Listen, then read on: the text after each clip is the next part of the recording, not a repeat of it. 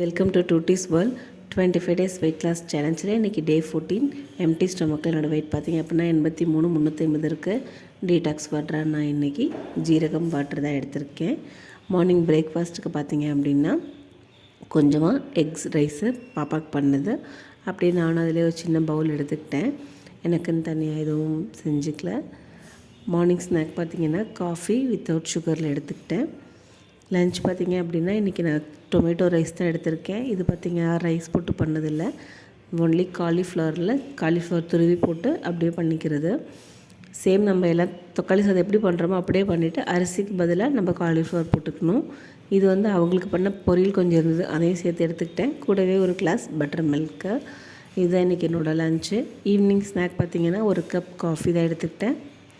Night டின்னருக்கு பார்த்திங்க அப்படின்னா நான் 2 கவலை அரேஞ்ச் பண்ண எடுத்திருக்கேன். இதோட இன்றைக்கி டே முடிஞ்சுது. தேங்க்யூ.